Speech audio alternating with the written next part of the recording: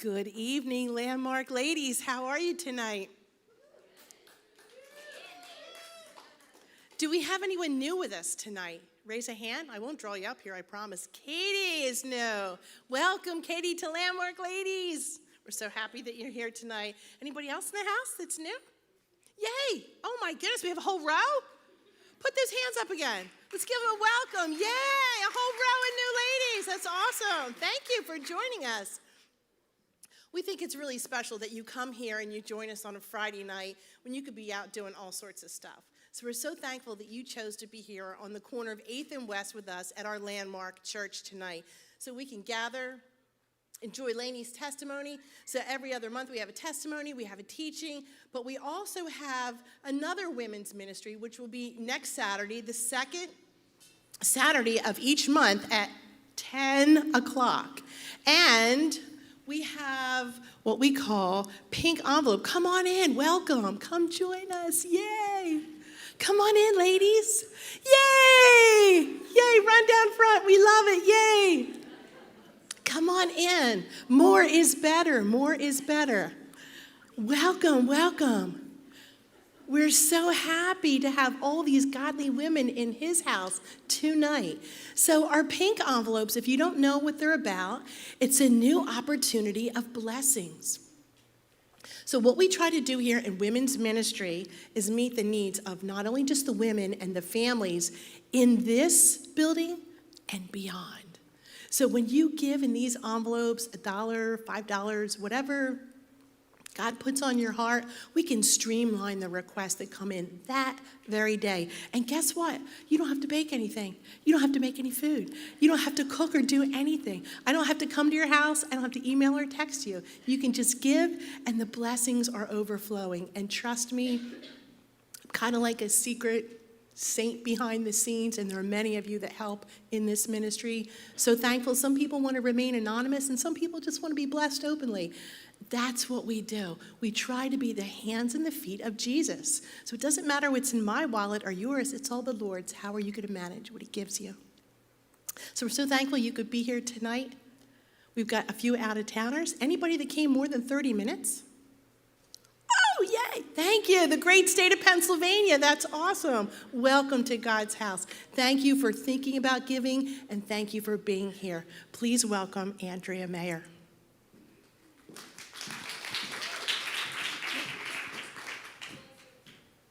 It's so exciting to see so many young faces out there. I don't know, something about Lainey and Carly. They just bring out the masses. They get more applause than anybody in this whole church.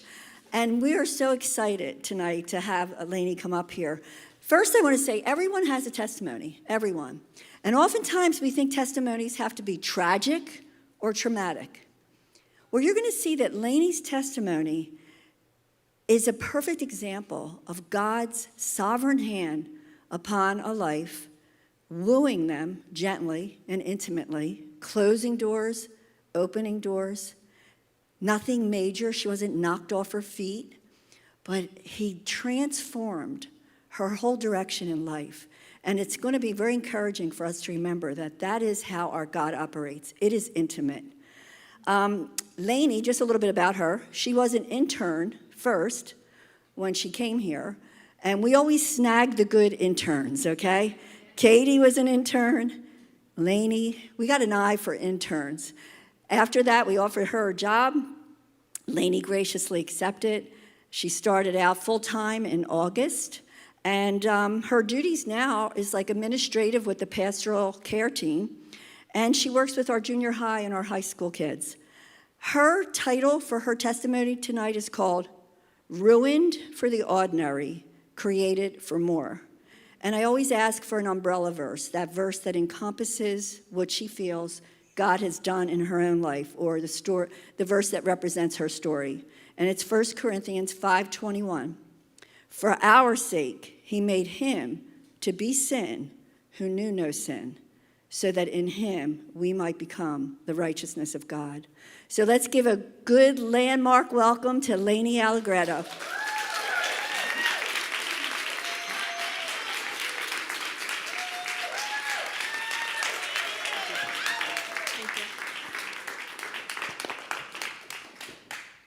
Hi, guys. All my stuff. I'm really excited to be here. When Andrea asked me to share my testimony, I was just honored that she would even ask, and just the opportunity to share what Jesus is doing in my life. I hope that through this, during this, now, at the end of it, that you would just see Jesus. I don't want you to see me, I want you to see him. So yeah, I'll just start out. So like probably a lot of people's testimony starts out, I was baptized in the Catholic Church as a baby. Don't remember that. I don't know who my godparents are. I think I do, but I don't remember. And then at some point when I was too little to remember, my parents switched to going to Mission Point in Summers Point. And we went there, I don't know how long, maybe like 10-ish years, 8-10 years. And we were super plugged in, super involved. My parents served in the children's ministry. We served with them. I remember wanting to hold all the little babies, and I wasn't old enough. And yeah, we did like the family fall cleanup days. Everyone get your rakes and your gloves. And we would go to small group at I guess my parents went to my pastor's house for small group. And I remember my brother couldn't have been more than like 2 or 3.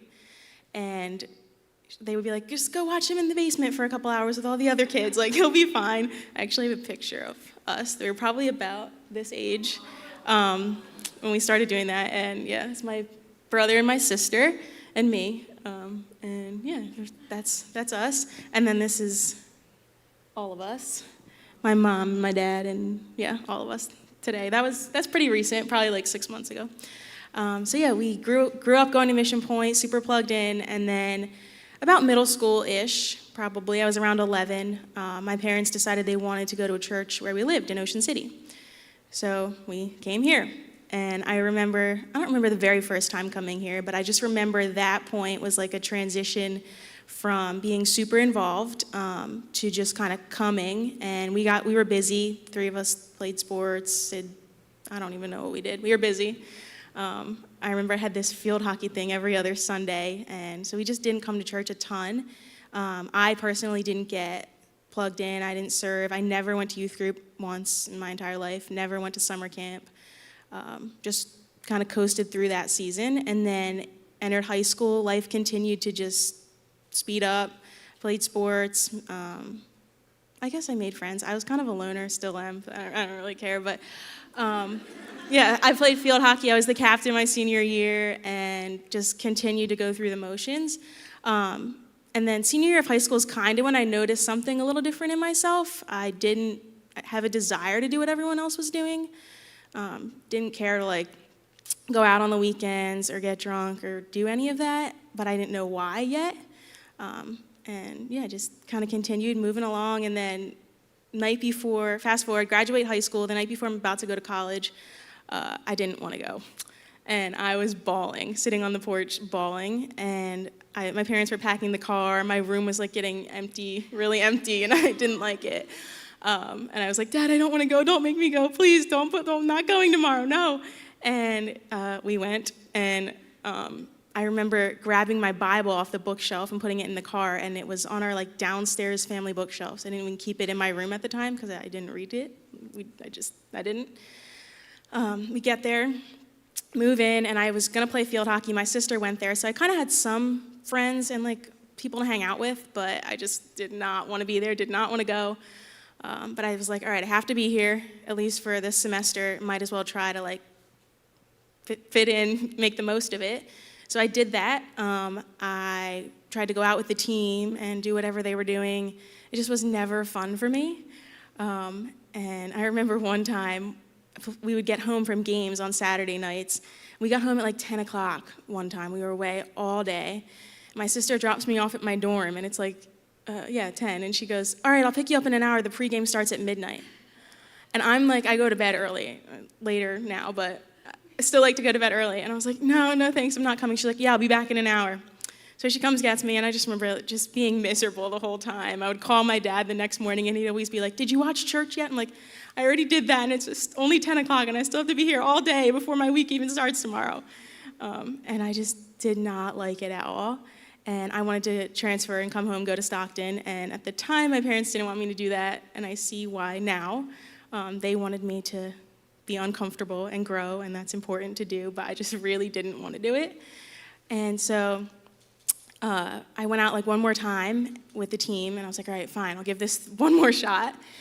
And that night I got in the truck with a couple football players and a couple teammates, and they were driving us back to our dorm, and I didn't realize that he was hammered. I just was like naive and I didn't know, and get in the car and he pulls out in front of another car going pretty fast. Just missed, the guy had to swerve around us. And for me, that was like, all right, that's it, I'm done. I don't want to do this anymore. So I didn't tell my parents. I applied to Stockton, paid the deposit, and I came home over Christmas break, and there was an envelope in the mail one day, and they were like, what's this? And it was an acceptance letter, so I had to tell them what I did, and they weren't mad. They were just kind of shocked that I actually did that. And they still didn't want me to go. They were like, no, you're going back to TCNJ with your sister. Like, you know, it's fine. It's just the first semester is hard for everybody. And that's true, but I just was like, no, I'm not doing that. So I guess they had a change of heart, and they came to me and told me, that's fine, you can go to Stockton, but you need to be involved. So I was like, sure, all right. I like to play field hockey. Like, I'll make friends, whatever. So I contacted the coach. I walked on the team, and I started working hard that, I guess, winter semester or spring semester freshman year. Through the summer, I continued to work hard. I earned myself a starting spot that following season, and I loved my teammates. I loved the game. I loved school.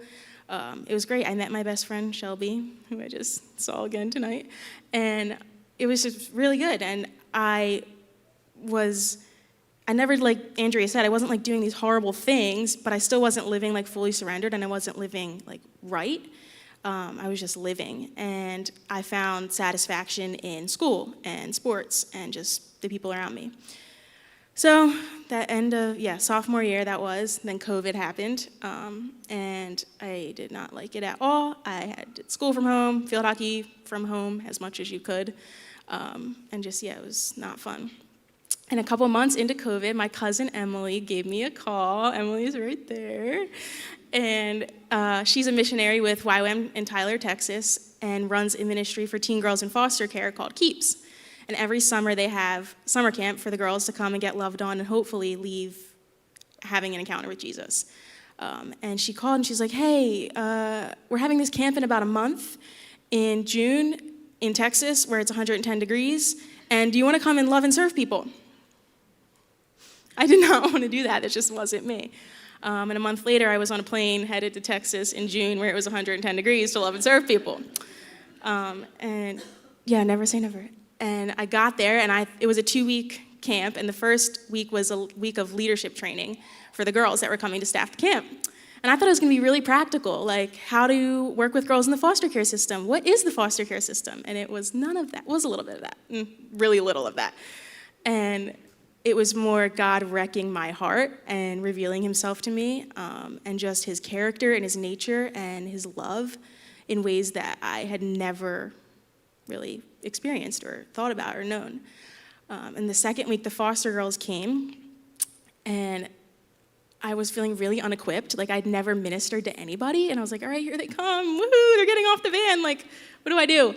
And this one girl came right up to me and just clung to me, and within an hour of meeting her, she just spilled her entire life story out to me. And I just sat there and listened. I didn't know what to tell her. Like, I grew up very spoiled, privileged. Like, I didn't know what to do. And so she just continued to cling to me. I tried to love her the best that I could, spend time with her, whatever we were doing. She just wanted to be by my side. And at the end of the 3 days, she was just bawling when her foster mom came to get her. And like hyperventilating, she couldn't even talk. And I just thought back to the night before college for me, and that's how I felt. And I had known and loved and been with my family for 18 years, and this girl knew me for like 2.5 days. And she never felt love like that before. And I was just blown away. That's like the first time looking back on my life where I can see the Lord using me in ways that I could not like volunteer to use myself. He used me to love her, and I was just blown away and humbled by that. Like, why would he choose to use me? So this isn't that girl, but this is a picture of one of the girls that I got to love on one of the years that I went to camp. So I came home from camp that year, and my parents picked me up from the airport, and I don't talk a ton. And they said I didn't shut up the whole ride home. And I just met Jesus, so I couldn't shut up. And it was midnight too. I go to bed, I'm quiet, sleepy person. So for that, it was just out of the ordinary for me. And I came home that summer, got super plugged in and involved. I joined a small group. I started serving, and I just wanted more. And God just started to shift my desires, and I didn't know quite yet. And then that following September 13th, 2020, I decided to get baptized. And I remember I was in line to go into the water, and Jim Coley was my walker, and he was just so jolly and big smile on his face the whole time. I just remember that. And as I'm going into the water, my dad taps me, and he says, my mom, she was on her way to come, but my sister was surfing, and she'd hit her head, and they thought she had a concussion. So she was on her way to the emergency room to meet my sister. So it was fine, go in the water, and I remember being in the water, and Matt asked me, what does this mean to you, being baptized? Why are you doing this?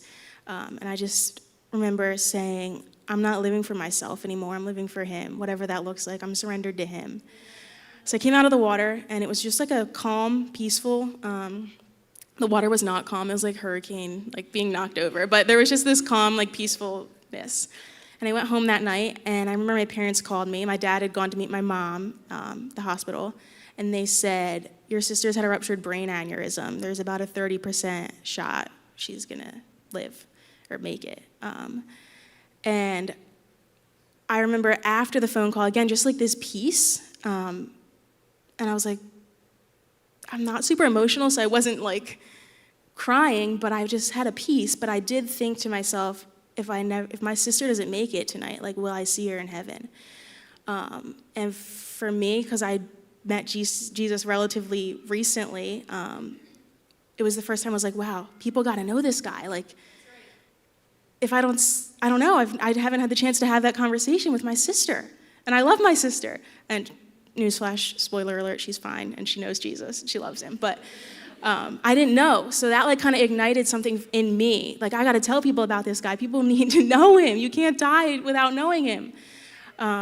So I continued to move on my junior year of college, and it was a sweet season. It was a hard season because my parents were at the hospital every day. My brother needed rides everywhere, and I had just moved into an apartment with some girls off campus, and Shelby was my roommate, and it was just a sweet, sweet season of just falling asleep worshiping with each other and waking up and praying with each other, and it didn't last long, but yeah, it was just a really good season for my heart, and continued to just grow and pursue the Lord together. Shelby had been searching for a church, and I invited her here. She came, and then she came back with me to Keeps the following summer in Texas, and God just just does what he does so good, and just continued to just wreck us and just just move in our hearts. And I came back after that experience, just life-changing yet again, and into the next final year of college, I decided not to play field hockey my senior year. I loved it, and I loved the girls, and it was a hard conversation with my coach, but I just was not finding joy like I once did in that, and I know why, because God was removing things that were taking time from being with him, and I didn't understand it right away, but yeah, I just didn't have the desire that I once had for that. There wasn't satisfaction found like I used to find in that. And I still enjoy working out and being active, but I just knew that wasn't for me that year. So I continued to go to school, and end of senior year, I guess last semester of college rolls around, and everybody asks the question, okay, what's next? You're gonna graduate, now what? You're gonna get a real job and become a real person now? And I knew that I was not called to take a job in my field. I was studying finance, and I liked it. It was interesting, but I just didn't feel called to just do that. Maybe I will in the future, but not right now. And I was out there in the foyer one night, I think it was a Thursday night, and I was greeting, and Mark Emmond approached me, and he asked the question, what's next? And it's like when you graduate from high school, oh, congratulations, what's next? I wanted to wear a sign. I told my mom I was gonna wear a sign to my high school graduation party that said, don't ask me what's next, but she said no. So we're talking, and that conversation ends with, well, do you wanna do an internship? And a few weeks prior, God had spoke the word surrender to me. And my idea of my life was one thing, and I wanted to graduate from school and then get this job and then move here and then drive this car and then meet this guy. And God just wants me to take my hands off of that and put them where he wants them and let him take the wheel. So I said yes, and a couple weeks later, I started as an intern. I was part-time and was doing it with school, so learning how to balance that, and it was great. I loved it, except for Monday nights. Mondays at the time were a really long day, and part of my internship involved youth group on Monday nights. And by the time Monday nights rolled around, I was just like tired and hungry, and I wanted to go home. And that lasted for like a couple months, and then in those first few months, God just shifted the desire of my heart for the youth. And I didn't have that at that age because I didn't choose that. I just was involved in other things. But there's so many, I would say they're not all lost, but there are a lot of lost youth in our church and just in the church in general. And God just gave me his heart for them, and he's got a plan and a purpose for them, and he just continues to reveal that to me. So I continued. I graduated in May last year, stayed on as an intern through the summer, and then August rolls around, and again, it's what's next. Like, the internship's ending, what's the next thing? And I had heard about a DTS, a discipleship training school with YWAM, through my cousins, and I was like, all right, yeah, that sounds like something cool. I want to do that. That sounds fun, like a little honeymoon with Jesus. Yeah, let's do it.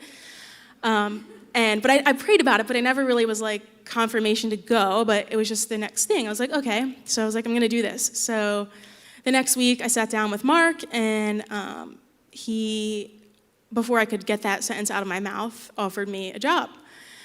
And I said, thank you, but I'm going to go in 6 weeks. And it's a 5-month program, and this is what I'm going to do. And he said, okay, if you change your mind, let me know. So I went home, and like I said, I'd spent time praying about it, but I didn't really seek the Lord, like, just on that alone, like, just sitting with him and waiting for him to reveal something on that. And I spent those few days doing that, and in that time, he just revealed that stop trying to just figure this out for yourself. Walk in obedience to my word, and I will begin to reveal my will. So I ended up here, and I stayed. And I started the first few months not knowing what I was doing. I still don't know what I'm doing. But I am just humbled at the amount of like grace and freedom I'm shown to minister and to love on people, and to get to be where I am. Like, I have done nothing to deserve to be in this position. I'm so unqualified. There's nothing on my resume that would put me here. And just learning how to love on people. And yeah, I used to have this like crazy fancy life that I wanted to live, and I wanted to get this crazy job and buy a nice car, and I don't even know what I wanted to do. And God just stripped that away, and he just continues to show me where my desires don't line up with his, and how he is just changing the desires of my heart for him. And I get to be in this season learning how to love and care for kids and youth and families and people. And he's just showing me that, like, he's allowing me to be in this season now to one day be a wife and a mom and to just raise a family that knows and loves him. And in the meantime, to just love people and tell them about Jesus. That's the greatest thing we can do. And there's nothing that satisfies in this world but him. And just knowing that I was created to know him is enough. Like, I don't need the next thing. I've been made to know him. You've been made to know him. And we get to do that. We get to do that here. And I dream of the day that I get to be in heaven worshiping before him at his feet. I can't wait to be there. But until then, I get to be here now telling people about him. And sometimes I struggle with, like, why does he get to show himself to me in this real way now? Why do I get to know him like this now? This is so hard. Not everybody gets to know him like this. Why me? He's just ignited my faith. And faith on fire requires obedience. God's love language is obedience. And I'm just lost in his love. And I just think all the time, like, he was on a cross, marred beyond human semblance for me and for you. Like, he literally was beaten, that he didn't even look like a human, and hung on a tree for me. Like, what person in their right mind sends their son to do that, right? Like, God doesn't make sense. Jesus doesn't make sense to us and to humans people who don't know him. but that's just the magnitude of his love. I'm just so lost in it, and it is the best place to be. So until he calls me to go somewhere else or out of this world or wherever, I'm in it, and I'm in it with him, and I'm just all in with Jesus. So, yeah. So I just have a few pictures of the last few months of just getting to just be sharing him. So these are some of my youth students, and we get together once a week and just hang out, and I get to just share Jesus with them. And then this is some of my buddies. Jen's over there. That was our Thanksgiving worship day. That was fun. And just, getting to minister to the youth, that's my heart. And just the opportunities that I have, I'm just blown away that I get to do what I get to do. That's my story.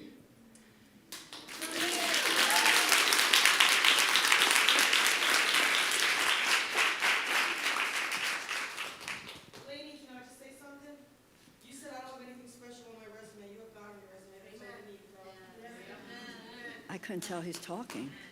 I agree. I was going to say she should put on her resume, surrendered daughter of the one true King. Great job, Lainey. Is this great? Wouldn't you love your kids to be under this type of woman? This is what we pray for. I know, I'm looking at your daughter. Yeah, you can go. She raised the standard bar, too, with her iPad and pictures. Maybe she has a whole new job. Director of whoever's speaking, iPad person.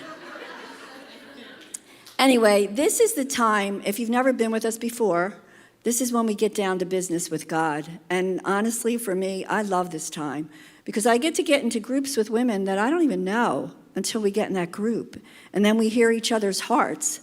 And it's just inspiring to me. And they're the women that I think about until the next month. I wake up in the middle of the night and I start praying for them. I want to remind us that prayer provides us with power, privilege, and potency in our lives. The Bible is full of examples of how the disciples battled in prayer. And I know if you're a mama in here or a grandmama, we are battling right now for our children, for our culture, for our schools, for our families. I think of Elijah. He basically asked the Lord to stop the rain for 3.5 years to go up against the fake God, Baal, and God granted that. That's the God we serve. It's the same God. I also think about in Luke 11, when Jesus was telling a parable, he said, "Do not lose heart, but always pray." So if you've come here tonight and you're faint-hearted, that's a word for you. And that parable is about the widow who kept bugging the king or the judge for restitution. And she was so annoying that he granted it. And one of the prayers I say every single night is, "Father, may I be the widow that keeps knocking and asking, and then I give him those requests. I will not stop seeking, knocking, and asking." Finally, Hebrews 4:16 says, "Let us then with confidence draw near to the throne of grace, that we may receive mercy and find grace in our time of need." So right now, one of the other things Lainey does, and I was thinking about this, she sends out that email. If you're not on our prayer chain, please sign up for that. My sister and I often talk, when those email prayer requests come in, some of them are the most devastating. And we always say to each other, boy, does it give us perspective. When we read those prayer requests, it puts us right in perspective of your problems are not that bad. And there's someone out there that has something worse that they're carrying. So that's an awesome thing. And that's what we get to do tonight. We get to gain perspective. We get to get into groups. And what I'd like to say is we need to pray more than we talk more in these groups, okay? I'm going to ask you, don't stick with people you know. Look around. We want to be 4 or 5. We have the whole sanctuary. Get in your own little circle. I will come up here and just tell you when we have 1 minute left to do our closing prayer for the nation.